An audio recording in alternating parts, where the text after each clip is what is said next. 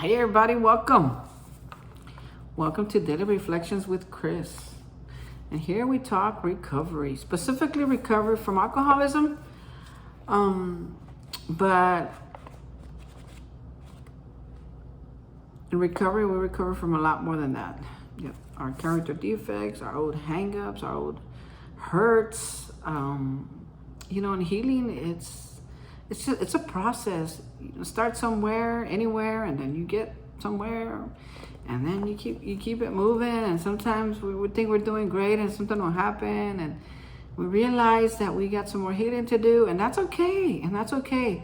I'm grateful today that I have a solution in my life that works, a way of living that's different, way different than what I had when I first got here, and a whole bunch of people that can help me in every single step, every single part of the process, right from beginning to the end. This is what happened. This is how I felt, and being, just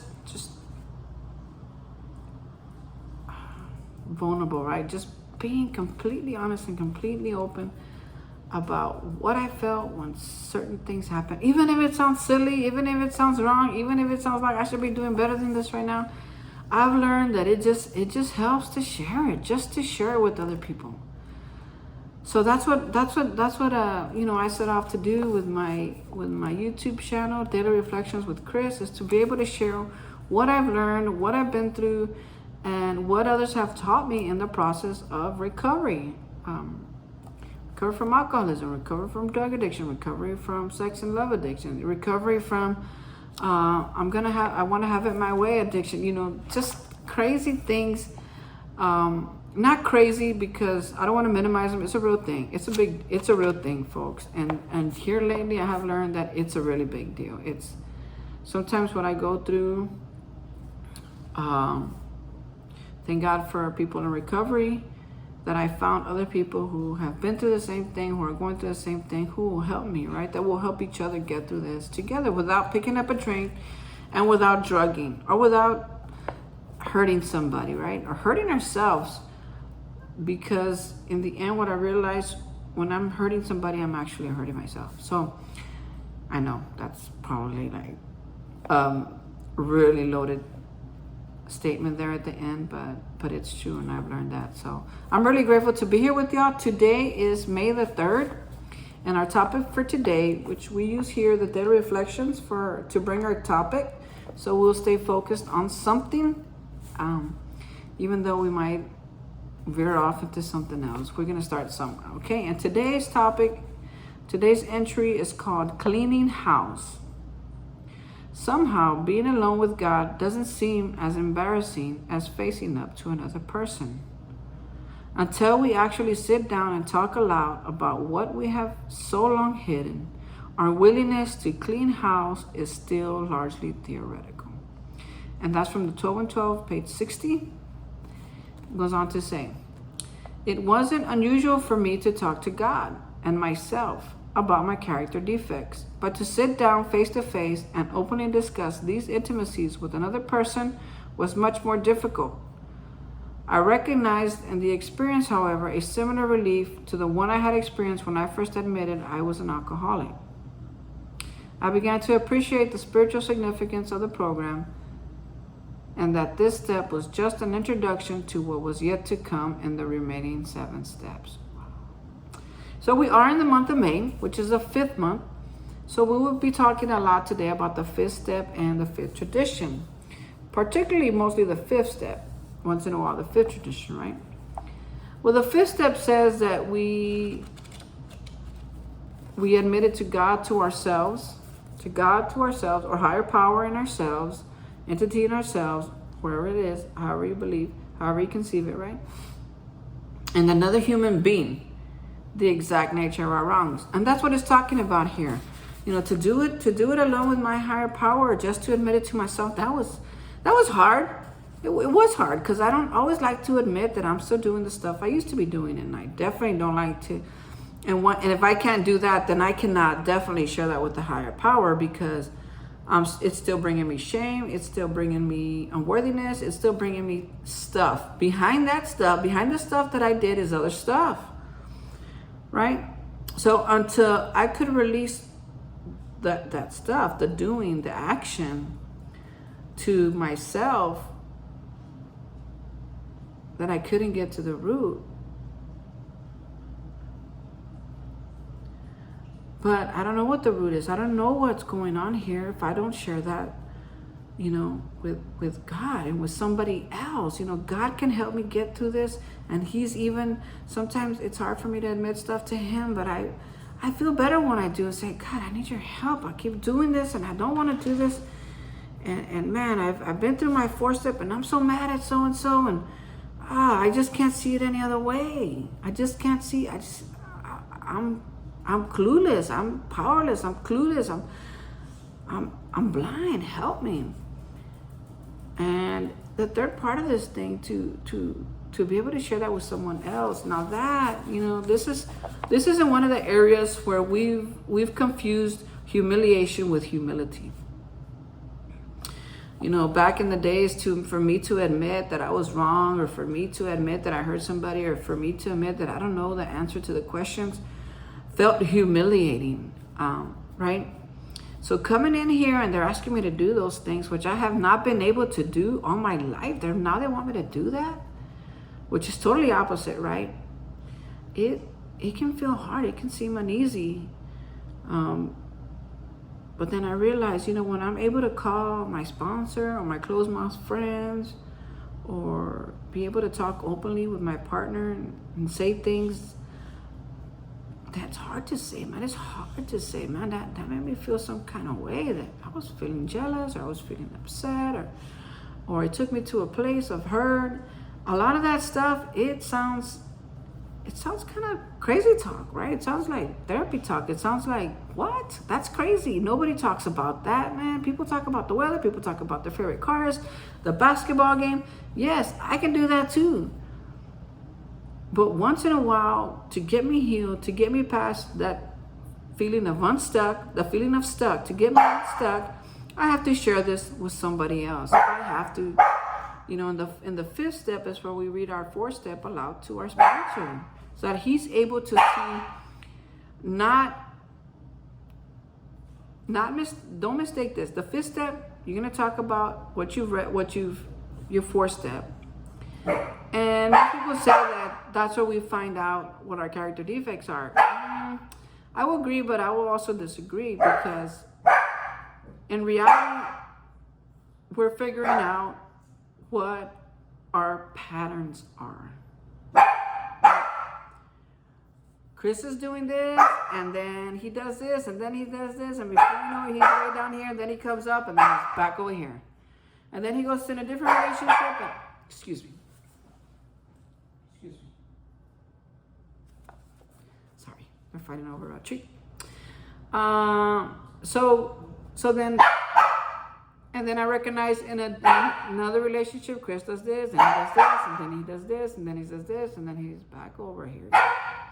And then he gets, so it's not really the other person isn't, and they say that we pick the same people over and over. Well, yeah, as long as I finally made the connection not too long ago that I keep picking the same people because I keep doing the same thing. I meet them, I fall in love with them, and that's it. I don't go any further. I don't give them any time. I don't try to find out who they really are, as far as like, can we be friends? Can we be lovers? Can we go further? I just fall in love and boom, I'm in. That's it. Let's go. Let's do this. And here lately, I've realized that as long as I keep doing that, I'll keep choosing the same people, because I don't know that they're the same, because I don't get to know them. So now, getting to know them, I can decide, is this person the same or different? And if I can pick different, then I'm right there automatically picking a different person, right? Because if I'm honest enough with myself and with them, and I start to see things that don't really jive with what I want in my life, and I'm not talking about, I'm talking about like long-term goals, where we're gonna live, how much we're gonna make, what we're gonna, Yeah, those are important too, but I'm talking about the other stuff, man. Like, what's important to me? What is important to Chris when he gets into a relationship? What is important to Chris when he applies for a job? What is important to Chris when he's looking for a city to live in? I gotta get honest about that. And when I get honest about that, then and only then can I choose different. But as long as I keep lying to myself, then I'll keep picking the same. I'll keep ignoring what they call the red flags. I'll keep pushing that little up. I won't listen to my gut anymore. Next thing you know, I'm no longer listening to God because he's not saying what I want him to say. And then I'm back again. I'm out drinking again, right? So the 4th step is the written part, and the 5th step is getting open with another person about what that 4th step says. And it's not to make anybody feel horrible, and it's not to make anybody feel bad. It's mainly and only to find a pattern that we need to work on, a pattern that we need to pray about, a pattern that we need to break, a pattern that we need to do no more, a pattern that's been killing our lives, that's been killing us, that's been keeping us stuck, that's been part of toxic relationships. Stuff like that is the stuff we look at in the 5th step. And once we can look at it the 5th step, we can move on to the 6th step, where it talks specifically about our character defects and what those are. It puts a name to them. And then in 7, we can pray about them. But the 5th step is mainly just about sharing that with somebody else. I was at a meeting earlier, and one particular gentleman says he could tell us, in meetings or in closed mouth friends, yeah, I'm alcoholic, man. Yeah, I'm alcoholic. But when he had to admit that to somebody important in his life that he cared about, when he had to tell that person or admit to that person that he was alcoholic, that was not easy. But once he did, excuse me, my dog's serious. She's really upset. But she swallowed her doggy treat, and the other guy's taking his time, and now she's mad because she don't got one because she swallowed it. So she's upset.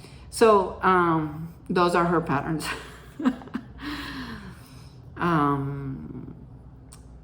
So hopefully he's done now and she'll be quiet. But if she's not, then I'll have to go look. I'll go have to take a look. Okay. So where were we? Yeah, so the 5th step is not to make us feel horrible. It's not to make us feel bad. It's not to put shame on us. Actually, it's to release the shame and be like, oh, okay, well, this is what was happening. We got this. Let's take care of it. Oh, so this guy was saying, okay, I could admit to you guys what's easy because we're all the same in there. He said, but when I had to admit it to somebody else who was not in the program, who I cared about, felt risky, he says, and I knew that I had to be honest, when I was able to tell that person that I was alcoholic or that I had a problem with my drinking, then I felt the relief, and then I felt true sobriety coming in, true recovery entering my body. And man, I could relate to that because sometimes I forget how hard it is to admit that I'm alcoholic. It really is. But there's other things too that are hard for me to say. Hey, that I'm still a little bit jealous, even though I did a whole workbook on it, on jealousy, the green-eyed monster.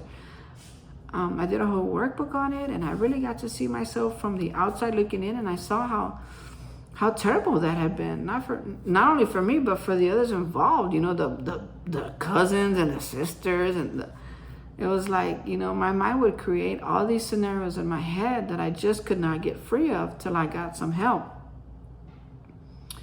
So thankfully, that for those of us in recovery, we do have the 12-step program and others who are working the 12-step program to help us through this process of recovery, this process of looking at our patterns and finding a solution, this process of getting in tune with the higher power, with the spiritual life, right? And this process of true healing, that we can heal. I was texting with somebody earlier and they said, maybe this is something that you can get healed from. And I was like, what? At first I said, yeah, probably. I'm probably just going to have to live with this. And then after like an hour, not of thinking of it, I was just doing my own thing. I have some stuff to take care of today. But after about an hour, I was like, what? Wait, whoa, what? Did I just agree that I'm not going to get healed from this? I was like, no. I have a program now. I have this thing that works. I have a God that can heal anything. And guess what? I'm going to get healed. I don't know how long it's going to take me. I might not be healed right now. I might not be healed by this evening. But I will get healed. If I do my part and let God do his part, I will be healed. And part of it is getting honest. Why that individual upsets me so much. And it's not even that person. It's another. It's kind of like, what you think is a problem is not really the problem. It's actually something else. That's where I'm at. So I got to figure out, well, what is that something else? What is actually the problem? Where is the rejection coming? Where is the unworthiness coming? Where is the jealousy coming? Where is the lack coming? Where is the not being able to stand up for myself coming from? Because first I had to look at that. Chris, why are you finding it hard to stand up for yourself right now? And that was the first thing that came to my mind, in prayer and meditation. And I said, you know what? I have to stand up for myself. Regardless, I will work on the other stuff. I will get healed. But I know my worth enough. I know enough of my worth to be able to say things like, you're not going to talk to me like that. Or I'm not going to allow you to talk to me like that. And what does that look like? It's just that. Somebody talks to me a certain way and be like, you know what? You're not going to talk to me like that. Or I would appreciate it if you don't talk to me like that. Or please don't talk to me like that. However you feel, you find it fit and necessary to do it as many times or in any situation. I found that today, that I could say, I don't really appreciate you talking to me like that. Because that is the truth. I may not be perfect. I will never be perfect. And I still have things to work on. But even with those things, I'm not going to let nobody put me down or treat me like I am a nobody. Because I know who I am. I am somebody. I am somebody who's a little jealous. I am somebody who gets a little insecure. I am somebody who still needs to heal. I am somebody who's working on it. So I'm going to get healed. But till then, you're not going to make me feel like that. It's not going to happen. Because I've already been through enough of that. I'm not on the same plan. I'm not playing the same game. Nope, I'm here to heal. I'm here to be honest. I'm here to get to the bottom of this and get better. And, in the end, unfortunately, some people won't stick around. Some people will. Some people have to. But not a lot of people will. And I got to stop feeling bad about that. And it's not that I'm hard-headed, that I'm not willing to compromise. No, I can look at my stuff and be like, okay, I shouldn't have said that. I shouldn't have done that. How can I be different? Lord, change me, right? Because I don't want to do that no more. I don't want to be that no more. And the way they explained it to me is some of these hurts are so deep-rooted that it's going to take more than one pull. It's going to be probably more than one 4-step, probably more than one 5th step, probably more than one 6 or 7. Getting it out, because they're so deep. I mean, you just gotta be like, till it's all gone. Some of the stuff that didn't cause me too much hurt that I felt wasn't that painful. I mean,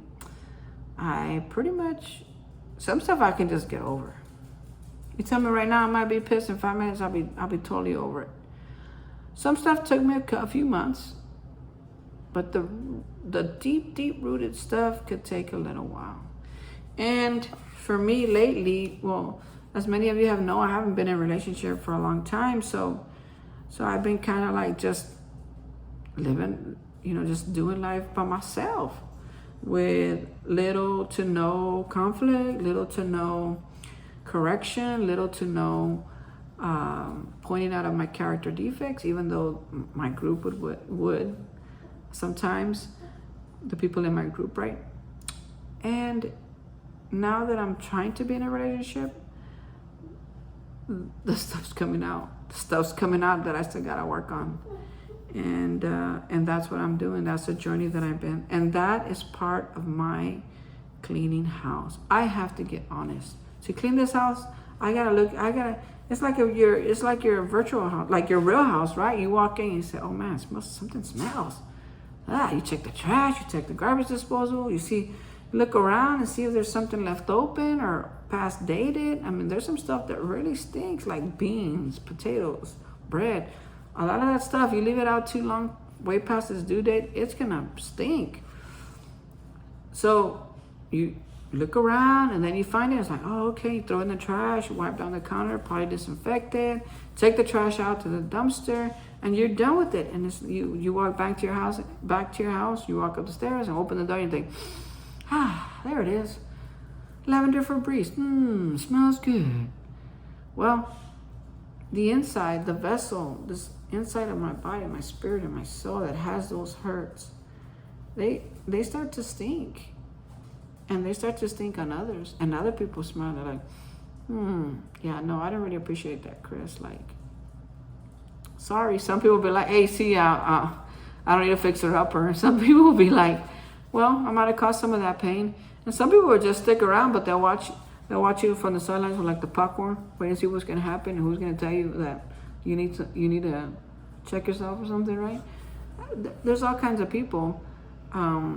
So I'm grateful for the ones that are still here with me, because I embrace those people who stick around. I embrace them. Because I know it could be hard watching your family member, your coworker, or your lover going through some stuff, man. And it's like you try to help them, but can you really? I mean, you really have to. I really have to. For my health, for my stress level, for me, I love that person, yes. But at the same time, I realize that there's only so much I can do. I'm not God. I will love them through it, man. I will love them through it. But the healing has to be theirs. Has to be their personal journey. They got to get with whoever they got to get to heal. And I was the same way. My mom, my grandmother, my family members, they could only do so much for me. Right? Until I was ready to work on my alcoholism or to admit that I was an alcoholic, there was nothing anybody could do. And until I had hit some kind of bottom that I was ready to be different, nobody could change me. Nobody can. Can they motivate me? Yeah. They women, and men too, motivate a lot of people. Hey, if you don't straighten up, I'm out of here. And guess what? The other person straightens up. Or they're out of there. Or, so they can, there's the ways for people in your life to motivate you. Does it always work? No. But could it work? Possibly. But for me, for this guy right here, the only thing that has worked is building a relationship with God. Admitting that I was powerless over alcohol, and getting into the work, doing the steps, reading the book, serving at my group, my home group, helping the newcomer. I need all that in my life to survive today. Because when I am not giving away what I have, well, first of all, I'm actually hoarding. But if I'm not giving this solution away, then I am regressing. I'm going backwards, and I'm not living up to my purpose. And chances are I will probably get drunk.